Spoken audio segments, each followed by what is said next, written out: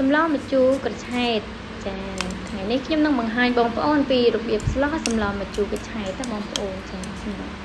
ស្លបែបងាយចាបងប្អូនអាចងាយស្រួលក្នុងការធ្វើតាមផងដែរ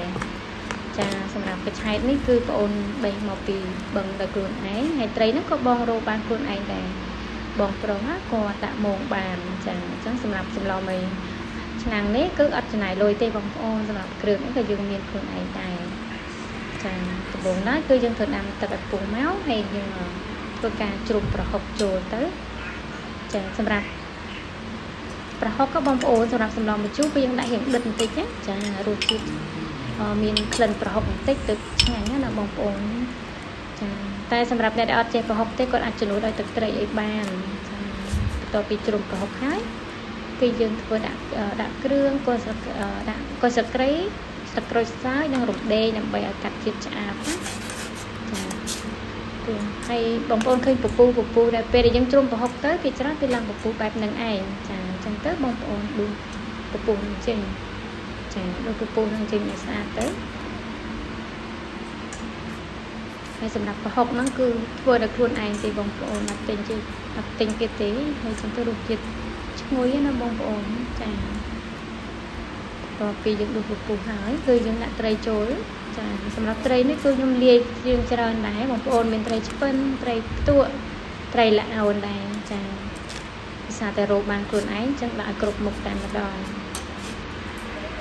នេះគឺត្រីបឹងត្រីស្រែយើងចាដែលយើងរកបានខ្លួនឯងចឹងគឺ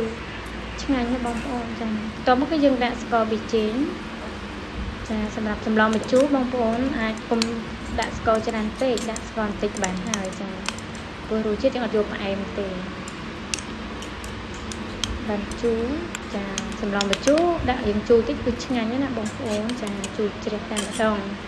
ចាខ្ញុំប្រើម្ជូរ7ដល់មកបងប្អូនមានម្ជូរអីផ្សេងដាក់តាម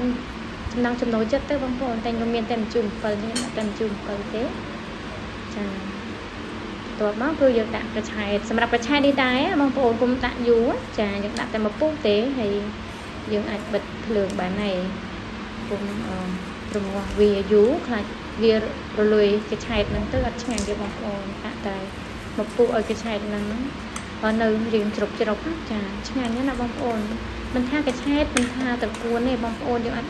រងាស់យូរបានទេតែកាលណាយើងរងាស់យូរធ្វើឲ្យរសជាតិប្រែគឺអត់សូវឆ្ងាញ់ទេបងប្អូនចានេះជាការស្រេចហើយយើងចុងក្រោយគឺយើងដាក់តែម្អមមកចាដាក់ម្អមទៅឈ្ងុយណាបងប្អូនចាហើយរសជាតិបងប្អូនភ្លក់តាមចំណង់ចំណូលចិត្តទៅខ្វះអីថែមនឹងទៅណាចានេះគឺជាការស្រេចទេបងប្អូនឈ្ងុយខ្លាំងណាស់ចាវិធីស្រុកងាយទេបងប្អូនមកជួបបែបស្រុកស្រែយើងចាអរគុណច្រើនណាបងប្អូនដែលទស្សនា